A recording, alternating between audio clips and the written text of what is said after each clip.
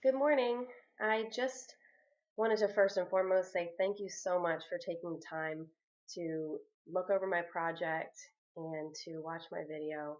I'm very excited about opportunities with McGraw-Hill, and I really am appreciative of you taking the time.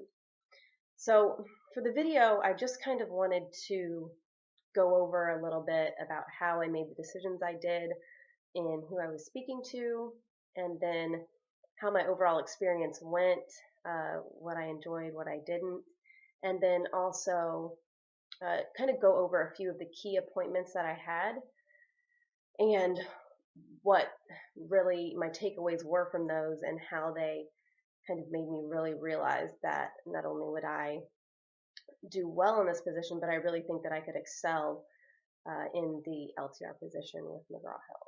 So I'll kind of start by saying I began the whole experience with doing my research. I looked on ODU's faculty website and kind of sent probably 50 emails to kind of various staff. Some were dean secretaries, some were main office, and then some down to entry level course instructors, some adjunct instructors, just to see kind of what I could get back. And I think I got something like 3 emails back out of all that I sent. And they weren't even actually willing to meet me. They just apologized that they couldn't meet with me. So I knew then that it was going to kind of be tough going and I might be on my own a little bit. Having, zero text industry background made it also a little bit more difficult because you kind of go in like a fish out of water. So I began by just going on campus at ODU. My first meeting that I found to be most beneficial was one with a professor named Timothy Kidd. He was actually one of the few that responded to me on my emails. And even though he couldn't meet with me, I knew that he had responded. He would remember who I was. So I happened to be on the geography floor and stopped by. And I'm not going to lie, I, originally emailed him because my background's in geography. I knew that we would have something in common, not meant to be a cop out, but I just knew that, getting his insight, we would have commonality and that might be a start. So I emailed him and ended up stopping by his office and he was in. It was perfect. He said, I have 5 minutes before a meeting. I said, if you can spare it, I'll take it. So I sat down and we had a really honest discussion about the fact that he's kind of dissatisfied with his current course materials. He had a book that he really loved and he used it for years and years. The author passed away, and the co-author just wasn't willing to revise it. So I think the information was getting a little bit stale to him and his students, so he needed a change. So he kind of settled for this book that I could tell he wasn't really pleased with, but he needed something. So immediately, the wheels are turning in my head. Maybe if I can find something for him, he'll something similar or in our portfolio that might help him and his students. I could kind of gain his trust because his big thing was no software. He didn't want to use online functionality. I could tell the generational difference right off the bat. He just wasn't kind of willing to open his eyes to that. So in my mind, I could see in his eyes how upset he was that this textbook no longer existed. So, I'm thinking I'd love to really find a solution for him so that he's happy with his course materials. You don't want anybody to settle or feel like they're not kind of getting the best thing for them and their students. And so that was kind of the first meeting that I really felt kind of compelled to help him. Like I really thought, oh, if I had this job, this would be one of my tasks because I could tell he was dissatisfied.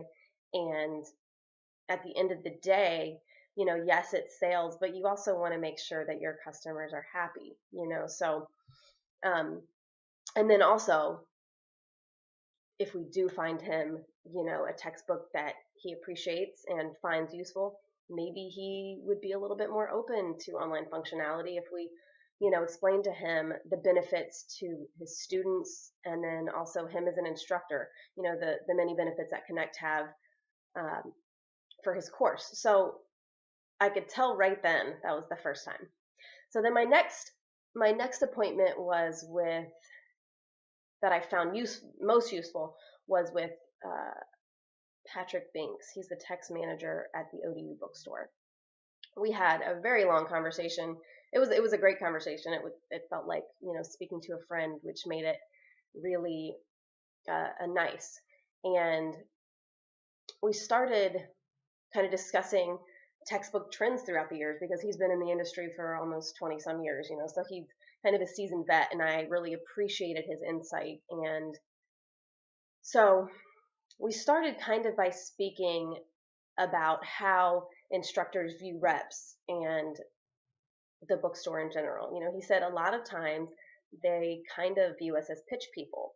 So it's kind of our job to really aid in that relationship so that they trust what they're telling us, because they should. At the end of the day, we're all in this together. We want what's best for the student and the instructor. So, we're there to help. And if it can be a win-win for everybody, then, why fight it? So, we're discussing kind of the overall feel. He said some instructors are going to kind of treat you like a salesperson, and then some will really see that you genuinely care and want to help them. So that was good insight, because I could tell in my first few meetings people were a little hesitant to let me speak. They might say, "Oh, well, I'm happy with my textbooks, but thank you, and thank you anyways." And that kind of made me realize that whether they are happy with their current textbooks, maybe we could find an alternative in our portfolio, or if they're already using us, just let them know, reiterate that we're here to support them as much as we can. So, my goal would hopefully be to not have people, to kind of not have people think, "Oh no, another sales rep's coming in," along with getting them to obviously like me and trust me. I want them to know that I genuinely care and have their best interest at heart. So we're discussing trends in textbooks back from the recession in 2008, and when that hit, I didn't even honestly think about how that would affect the college industry. It just wasn't on my radar. So, he was just discussing, well, parents were laid off and they couldn't afford to send their kids to school. So, they ended up transferring to junior colleges. And so it didn't even kind of register to me. And then that's when the big push for keeping costs down for college students came in.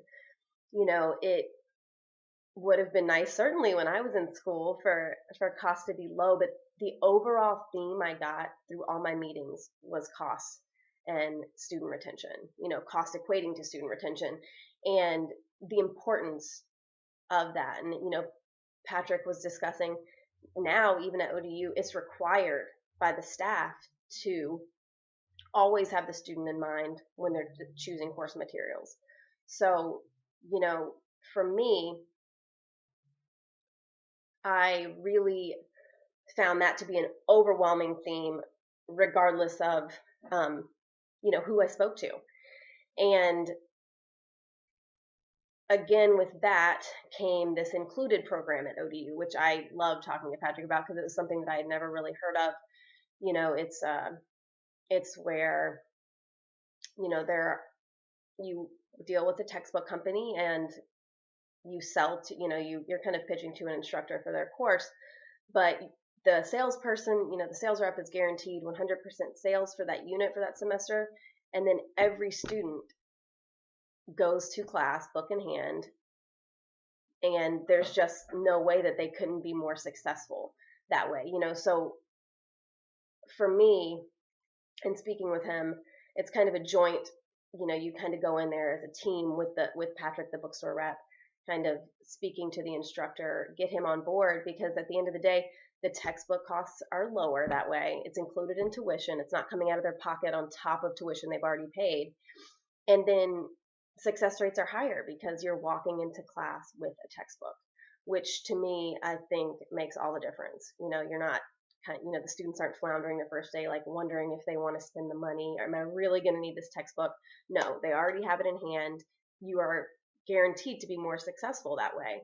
So, I believe it was implemented by Follett in 2013. And, one of the things, I think it started with one pilot course, and Patrick showed me his wall of courses at the bookstore, and it was just, that's his big thing. He's like, if I can keep this growing every year, I will feel successful, because it is a win-win, win-win situation for everyone. The students get the best possible chance to succeed, and then on top of that, the faculty is helped, the bookstore and the sales reps helped, because it's 100% sales. It's going to sell out because they're already sold. So when I spoke with him, I really got a lot of great info into the history, and then even speaking with how the textbook rental industry affected everything. And I ended up doing a little bit more research. That was in my project.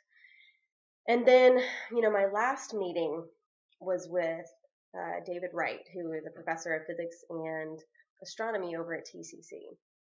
I was actually just getting ready to leave TCC. I didn't have very much luck kind of catching instructors over at TCC. So I was walking down the hall in the science department, and his door was open, and I just said, I'm just going to try. And so I just asked him if he had some time, and he opened his door and was so honest about the entire situation, because he's the chair of the Department of Natural Sciences. So he is the one that makes the decisions for the core courses. He does allow, obviously, the faculty of more specialized classes to make their choices, but he makes the overall big money decisions on where their funding's going for textbooks.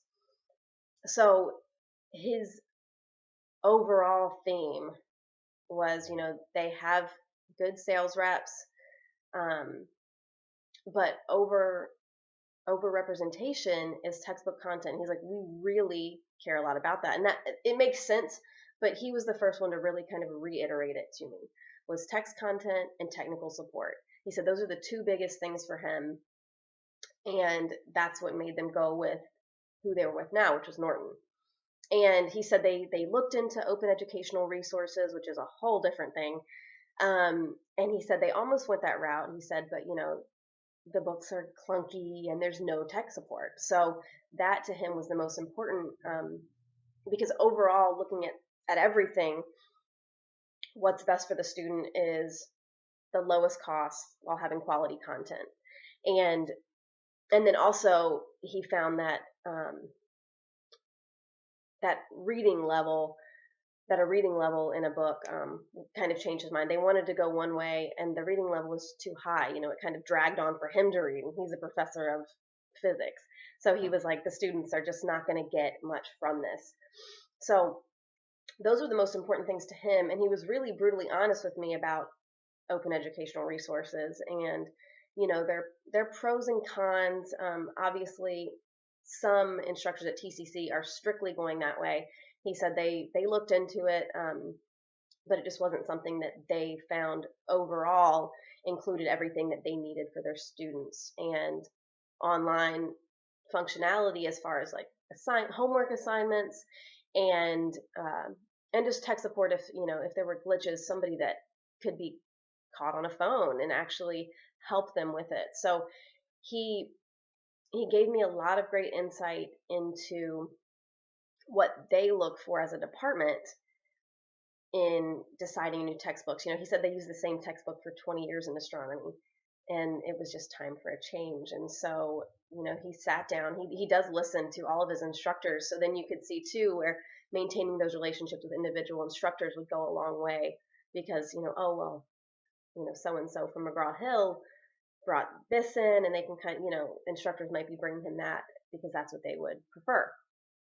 So I enjoyed speaking with him, he's been in it for a long, long time, and I really loved to hear that cost was such a big thing. So I know that it's difficult coming from a publisher to really keep costs low, but I think that seemed to be, whether it be, strictly using digital, ebooks, or what it might be, students need to keep their costs down. I think I read it was 25% or something goes to textbooks alone. And, and so keeping students engaged with either hardback books or even ebooks versus, versus renting books, which kind of killed the publishing company, I think, could be, is a big deal for McGraw-Hill. So I'll kind of say in conclusion, the reasons that I found overall that I really enjoyed my time, at first when I felt like a fish out of water, I was thinking, oh, I just don't know if I could do this all the time. But it literally took 2 interactions, of speaking with people to be like, this could be really enjoyable. And I really found that the few people who were dissatisfied, all that was going on in my head was thinking of ways to help them. It wasn't like I was just writing notes and gathering information. I was also actively wanting to find solutions for them and get them and their students the best course materials that they could have. And with that, one of the instructors was already with McGraw-Hill, and he had a complaint about online functionality. And my immediate thought was, I really want to discuss this with Derek or whoever, but because I wanted to help him. I could see that he already appreciated our products, but that there was something lacking, and I wanted to be the one to kind of step in and say, we have a solution for that, and find a solution for him. And so I could tell in these interactions where people were either dissatisfied or, looking for changes, I really wanted to be that person that could help them and, come up with a good solution for them. And I think, my personality lends to making people feel comfortable to where hopefully I don't sound too much like a pitch person, and we can have more of an open dialogue, because we all want kind of what's best for the students. And at the end of the day, I know that it is sales and, money talks, but I think the first line to that is being able to relate to people and really get them to listen to you and understand that you genuinely have their best interests at heart, and their students. So, I would love to work with McGraw-Hill to be able to aid these instructors in getting these course materials that are best suited for them. And, if what they're using currently is suited for them, let's find something in our portfolio that kind of suits them better.